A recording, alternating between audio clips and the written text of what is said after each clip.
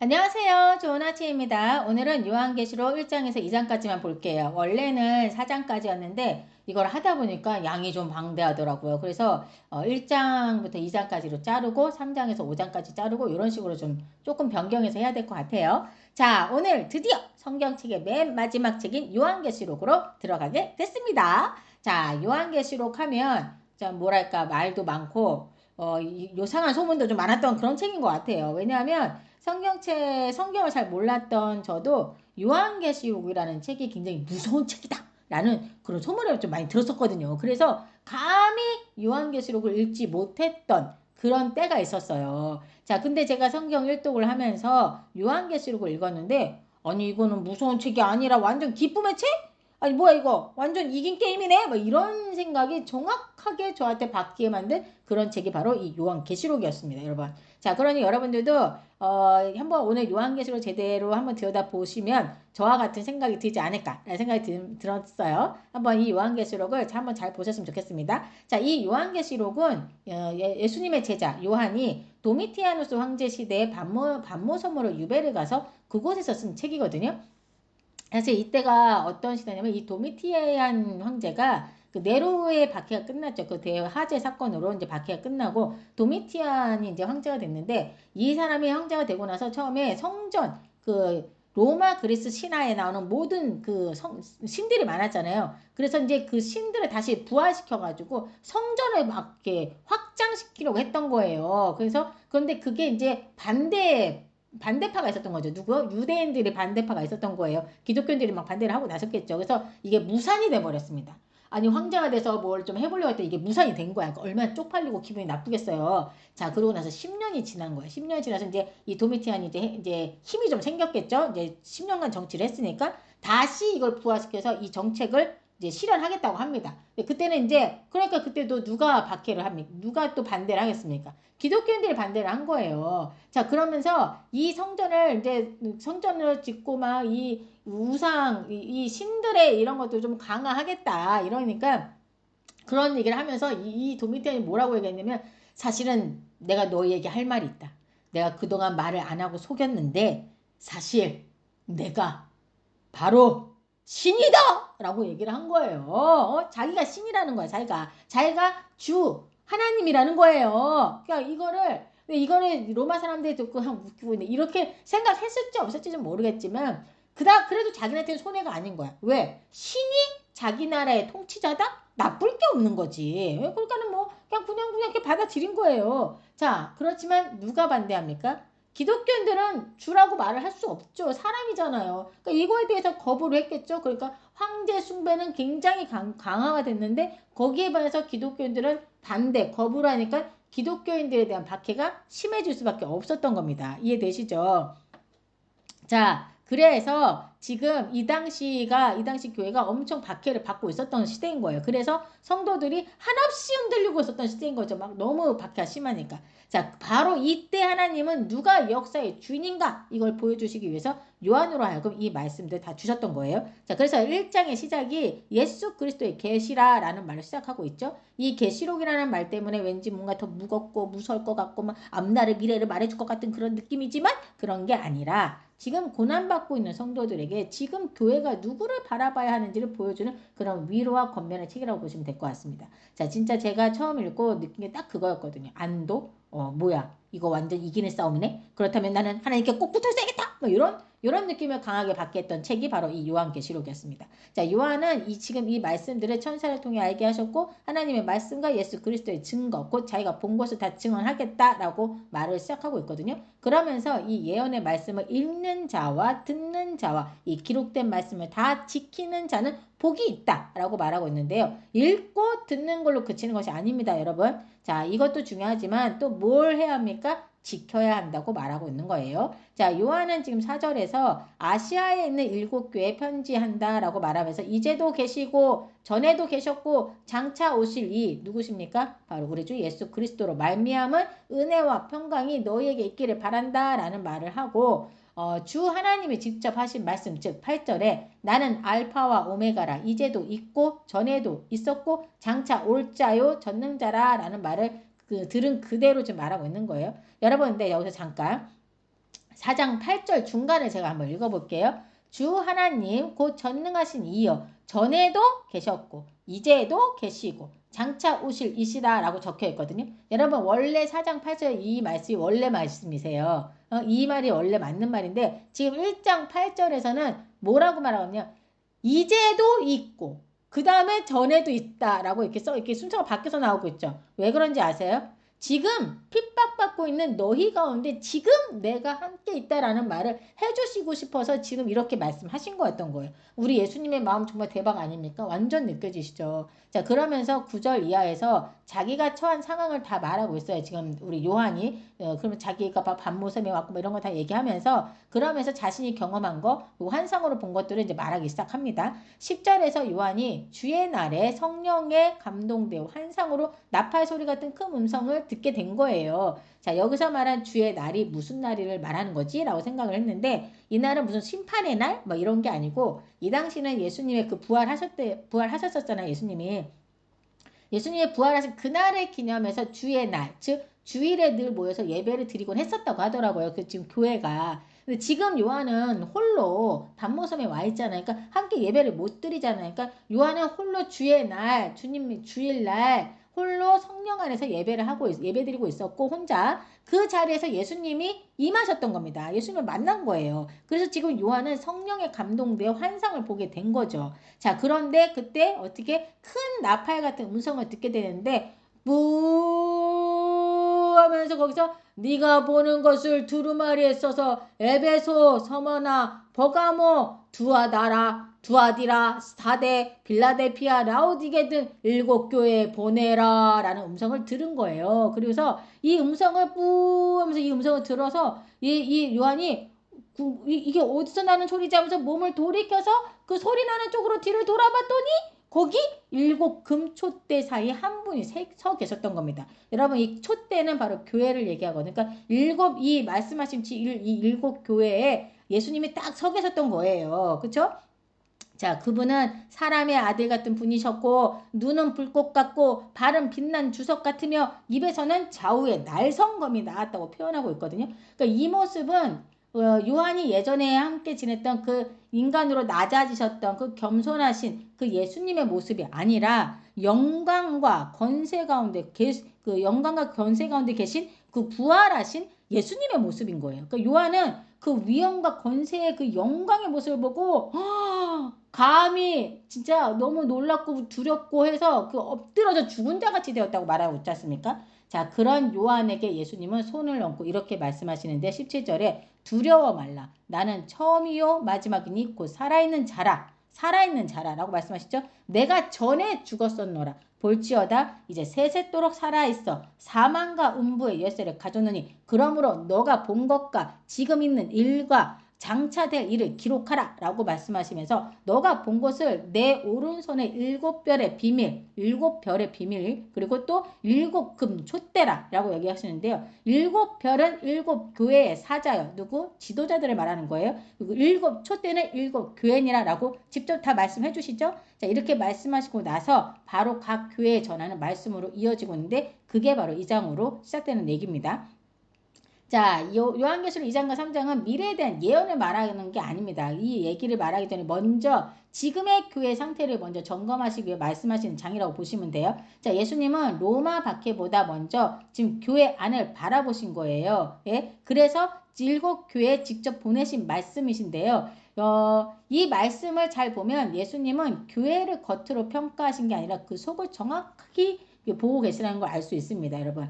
그러니까 로마의 박해를 이겨내려면 교회가 튼튼해야 되잖아요. 단단하게 있어야 되잖아요. 그래서 교회 안을 먼저 들여다 보신 거예요, 여러분. 자, 먼저 첫 번째 선수 에베소 교회입니다. 자, 여러분 이 에베소 교회는 바울이 가장 오래 머물면서 세운 교회가 바로 이 에베소 교회거든요. 그리고 이후에 디모데, 우리 좀 약하긴 했지만 그 믿음의 신실한 우리 디모데를 한때 목회자로 세우기도 했었죠. 그리고 사도 요한이 이 밤모섬에서 유배를 마치고 나갔을 때 이 에베소에서 말년에 사역을 하기도 한 교회가 바로 이 교회인 거예요. 그러니까 한마디로 이 에베소 교회는 바울이 세우고 디모데가 돌보고 요한이 말년에 품었던 신약교회 대표교회였고 그래서 요한교실에서도 가장 먼저 주님의 평가를 받은 교회가 된 거죠.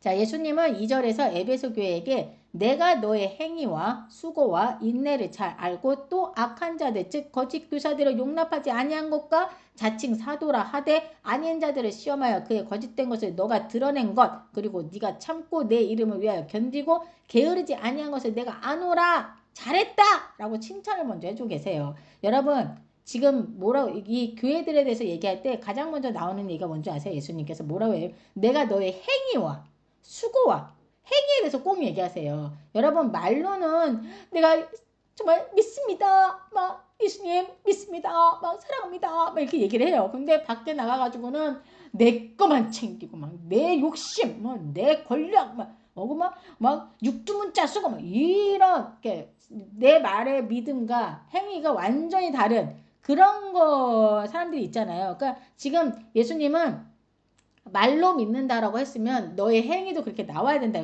그래서 너의 행위와 수고와 인내를 잘 알고 이렇게 얘기하시지 않습니까? 우리가 이거를 그렇게 기억해야 됩니다. 내가 믿어요? 그럼 내 행위가 어떤지도 잘 보셔야 됩니다. 자, 이제 그래서 이제 이 행위에 대해서 얘기를 하는 거죠. 칭찬을 먼저 해주셨죠? 그러면서 이 에베소 교회도 여러분 아시지만 이 에베소 교회도 문제가 많았었거든요. 근데 이걸 잘 극복해낸 것 같아요. 그렇죠? 예, 칭찬을 받았어요. 자, 근데 예수님은 잘한 건 잘한 거지만 내가 책망할 것도 있다라고 말씀하시는데 그게 바로 너의 처음 사랑을 버렸다라고 얘기하신 거예요. 그러니까 어디서부터 잘못된 건지 생각해 보라는 거예요. 그래서 회개해서 처음 행위를 다시 가지라고 말씀하시는 겁니다. 근데 만약 너희가 회개하지 않으면 내가 너에게 가서 너의 촛대를 그 자리에서 옮기겠다라고 말씀하시고 계시죠. 자, 근데 촛대를 옮긴다는 말이 무슨 뜻인가 싶죠, 여러분? 자, 1장 마지막 부분에서 일곱 촛대는 뭐라고 했어요? 일곱 교회라고 했잖아요. 그래서 이 말을 잘못 해석하면 뭐 교회가 없어진다고 받아들이고 막 이게 아니라 주님의 인재와 빛의 사명을 잃은 껍데기만 남은 교회가 될 수 있다라는 예수님의 가장 무서운 그 무겁고 무거운 경고죠. 무거운 경고. 그렇죠? 무서운 경고가 아니라 무거운 경고. 자, 그래서 이 말씀은 두렵게 들리지만 동시에 사랑의 경고인 거예요. 그래서 다시 돌아오라고 하셨잖아요. 그렇죠? 예수님은 에베소 교회를 버리려고 하신 게 아니라 살리고 싶어서 이 말씀하고 계신 겁니다. 자, 이제 두 번째 선수인 서머나 어머나 이게 아니라 서머나 교회로 가보겠습니다. 자, 이 교회는 읽어보시면 책망이 없더라고요. 이 교회는 궁핍과 환난 속에 있었는데 앞으로 더 큰 환난이 예고된 교회였어요, 여러분. 그런데 예수님은 너는 가난한 것 같으나 실상은 부유한 자다라고 말씀하시거든요. 나중에 다른 교회는 너는 부유한 것 같지만 실상은 가난하다. 벌거벗었다. 이렇게 책망받은 교회가 있거든요. 근데 지금 서머나 교회는 너는 가난한 것 같지만 실상은 부유한 자다라고 말씀하시는 거예요. 예수님은 지금 이 교회에게 네가 힘들지? 너의 형편을 바꿔주겠다. 이렇게 얘기하시는 게 아니에요. 두려워하지 말고 죽도록 충성해라 라고 말씀하고 계시더라고요. 10절에 너는 장차 받을 고난을 두려워하지 말라. 볼지어다 마귀가 장차 너희 가운데서 몇 사람을 옥에 던져 시험을 받게 하리니 너희가 10일 동안 환난을 받으리라 라고 말씀하시는 거죠. 그러니까 고난이 있을 거라고 얘기해 주시는 거예요. 그리고 여기서 10일이라는 단어가 나오죠. 이 10일이란 말은 진짜 10일을 말하는 건 아니고요. 이 계시록은 보면 상징과 이미지의 책이죠. 그리고 성경에서는 다 숫자가 되게 상징이잖아요. 그래서 여기서 말하는 10은 성경적 의미로는 제한된 기간, 즉 하나님이 통제하고 계신 범위 안에서의 고난 기간을 말하는 거예요. 그러니까 끝이 보이는 고난이라는 걸 말해주고 있는 거예요. 그래서 죽도록 충성하라라고 말한 거고 그리하면 예수님께서 생명의 간을 주시겠다고 말씀하고 계신 겁니다. 자, 그쵸? 잘 견디기를 바라는 마음이 서머나 교회를 향해서 말씀해 주시고 계신 거네요. 자, 세 번째 버가모 교회로 가보겠습니다. 이 교회는 사탄의 권세가 강한 그 도시 한복판에 있던 교회거든요. 근데 그럼에도 불구하고 예수님의 이름을 부인하지 않은 점을 칭찬받은 거예요. 우선 13절에서 예수님은 너가 어디에 사는지를 내가 아노니 거기는 사탄의 권좌가 있는 데라. 너가 내 이름을 굳게 잡아서 내 충성된 증인 안디바가 너희 가운데 곧 사탄이 사는 곳에서 죽임을 당할 때에도 나를 믿는 믿음을 저버리지 아니하였다라고 말씀하고 계시죠. 자, 지금 예수님은 버가모 교회가 사탄의 권좌가 있는 곳에 있다고 말씀하셨잖아요. 이게 뭔 말이냐면 이 버가모는 소아시아에서 그 황제 숭배의 중심지, 즉 거대한 제단이 있는 제우스 신전이 그 아크로폴리스 정상에 있었고 또 뱀을 상징하는 치유의 신 아스클레피오스 숭배가 성행했던 그런 도시이고 또 로마 행정 권력이 집중된 도시였다고 하더라고요. 그러니까 한마디로 이 버가모 도시는요. 우상 숭배, 황제 숭배, 정치 권력이 완전 직결된 곳. 즉 사탄의 영향력이 가장 제도적으로 강하게 드러난 그 중심지에서 너희가 내 이름을 버리지 않았다고 칭찬해 주신 거예요. 이건 대박인 거죠. 이거는 정말 힘든 상황 속에서 버티고 하나님의 예수님의 이름을 버리지 않았다고 칭찬해 주신 거예요. 그리고 그 안에서 순교한 안디바라는 사람의 이름도 예수님께서 잊지 않으시고 친히 불러주셨다는 점도 뭐랄까 감동이지 않습니까? 예수님은 그 어떤 한 사람도 잊지 않으시고 이름까지 다 기억하시는 분이라는 게 굉장히 큰 위로가 된다라는 생각이 들더라고요. 자, 그러나 일본은 죄와 타협을 했다는 거예요. 이 발람의 교훈을 지킨 자들이 있었다는 건데 여러분 신약에서 그 보면 안 좋은 얘기를 할 때마다 발람이 나오는 걸 알게 되실 거예요. 우리가 유다서에서도 발람이 나왔었죠. 자, 이 발람은 우리가 구약에서 본 인물이죠. 제가 기억하라고 했었죠. 이스라엘이 가나안에 들어가기 전 모압 왕이 이 발람을 불러서 이스라엘을 저주하라고 했죠. 자, 이 사람이 사실 이때는 하나님의 말씀을 듣고 저주를 하지 못했어요. 알죠? 돈은 너무너무 탐이 나고 권력도 너무 좋은데 자기 입에서 자기도 모르게 저주가 아닌 축복이 나와버렸지 않습니까? 그래서 모압 왕이 완전 뚜껑이 열려서 몇 번 했는데 똑같이 축복을 하니까 완전 뚜껑이 열려가지고 돌아가시오! 이렇게 했지 않습니까? 자, 근데 이 발람이 자꾸 그 돈과 권력이 생각나는 거야. 그래서 자기가 나중에 모압 왕에게 찾아가서 좋은 아이디어 하나를 알려줍니다. 꾀를 알려준 거예요. 그게 바로 이스라엘을 완전 망하게 했었거든요. 뭐였습니까? 미인계를 써가지고 그들의 이스라엘 백성들이 얼마나 꼬질꼬질합니까? 그들의 광야를 지냈으니까 여자들도 얼마나 꼬질꼬질했겠어요. 그러니까 미인계 막 배꼽 내놓고 막 찰랑찰랑하면서 미인계를 써가지고 그들의 신을 섬기는 대로 데려가서 신을 섬기게 하고 그다음 거기서 음행을 하고 막 그랬었잖아요. 자, 그들의 신을 버리게 한 그 일을 계획한 게 바로 이 발람입니다, 여러분. 그래서 이 발람이 늘 이름이 거론되는 거예요. 나쁜 걸로. 근데 이 교회 안에도 이 발람의 교훈을 따르는 사람이 있었다고 말씀하고 계신 겁니다. 더불어 니골라당의 교훈도 따르는 자들도 있었다고 하나님께 말씀하시는데 그럼 이 니골라당은 또 뭐냐? 이들은 육체는 중요하지 않다. 영적인 것만 중요하다. 그러니 음행을 해도 상관없고 우상에게 바친 재물을 먹는 거 아유 문제 안 된다니까 막 이러는 거예요. 믿음만 있으면 이 육체 속에서는 자유롭게 살아도 된다라는 이런 거짓 가르침을 가르쳤던 그런 당이었고 이걸 따르는 사람들이 있었다고 책망하고 계신 겁니다. 그래서 16절에서 그러므로 회개하라. 그러하지 않으면 내가 너에게 속히 가서 내 입에 검으로 그들과 싸우리라. 이렇게 그러시면서 이제 성령이 교회에 하시는 말씀을 듣고 이기는 자에게는 내가 감추었던 만나를 주고 또 흰 돌을 주고 그 돌 위에는 새 이름을 기록할 건데 그건 받는 자만 그 새 이름을 알게 될 거다라고 말씀하고 계신 거예요. 자, 여러분 만나는 뭡니까?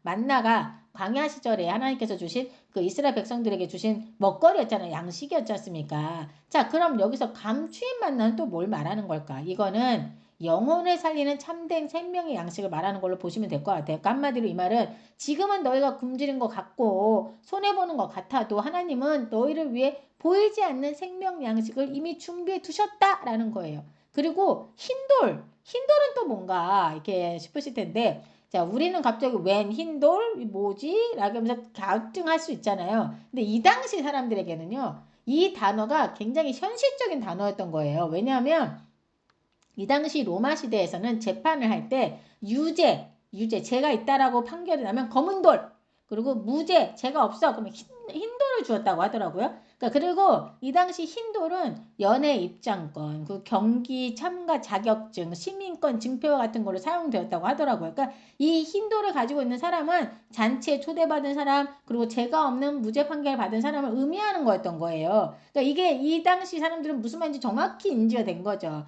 그러니까 지금 예수님은 그 흰돌을 너희에게 줄 거고 그 흰돌 위에 너희의 새 이름을 기록해서 주겠다라고 말씀하신 거지 않습니까? 그러니까 내 집으로의 초대 그리고 심판을 받지 않아도 되는 증표 이런 걸 의미하는 거 아니겠습니까? 자, 그래서 그런 말로 이제 얘기를 하고 계신 거예요.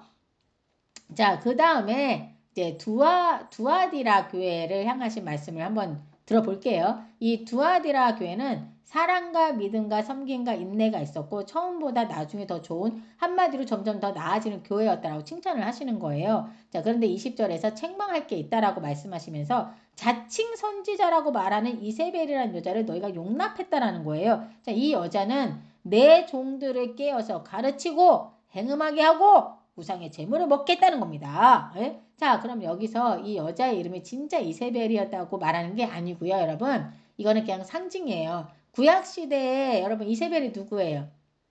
이세벨은 구약시절에 그 아합의 아내, 아합의 아내, 그리고 많은 하나님을 믿는 선지자들과 하나님의 백성을 죽인 그 사악하고 못돼 처먹은 여자, 그 여자가 바로 이세벨이지 않습니까? 그 이세벨과 같은 여자라고 말하고 있는 거예요. 그러니까 예수님은 심지어 이 여자에게 회개할 기회까지 주셨지만 자기의 행위를 회개하지 않고 거절했다라고 해요. 아우 됐어 뭐래 이러면서 거절했다라는 거예요. 그래서 22절에 볼지어다 내가 그를 침상에 던질 터이요 또 그와 더불어 간음하는 자들도 만일 그의 행위를 회개하지 않으면 큰 환난 가운데 던지고 내가 사망으로 그의 자녀들까지 죽이겠다 라고 말씀하고 계신 겁니다. 자, 여기서 침상에 던진다는 말은 병으로 침상에서 못 일어나게 한다는 그런 말이라고 여러분 보시면 돼요.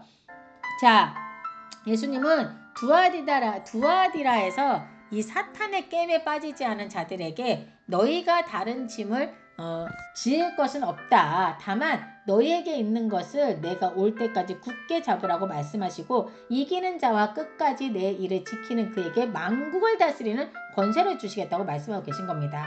사실 오늘 4장까지 해야 하지만 너무 길어가지고 제가 1장과 2장만 했거든요. 다시 3장부터 5장까지는 내일 다시 나눠서 하도록 하겠습니다. 자, 나머지 네 교회는 내일 함께 보면 좋을 것 같아요. 자, 이 시간 기도하고 마치도록 할게요. 하나님 감사합니다. 저희들에게 하나님께서 직접 말씀해 주신 이 말씀들을 들을 수 있도록 해주심에 감사를 드립니다. 하나님은 사랑이시라. 맞습니다. 언제나 저희를 사랑하셔서 살리시기 위해 이렇게 말씀을 끊임없이 해주시고 계심에 감사를 드립니다. 저희가 이 말씀을 읽고 듣고 지킬 수 있는 저희가 되길 바라며 하나님께 칭찬받는 저희가 되길 원합니다. 늘 함께해 주시옵소서. 이 모든 말씀 우리 주 예수 그리스도 이름으로 기도드립니다. 아멘.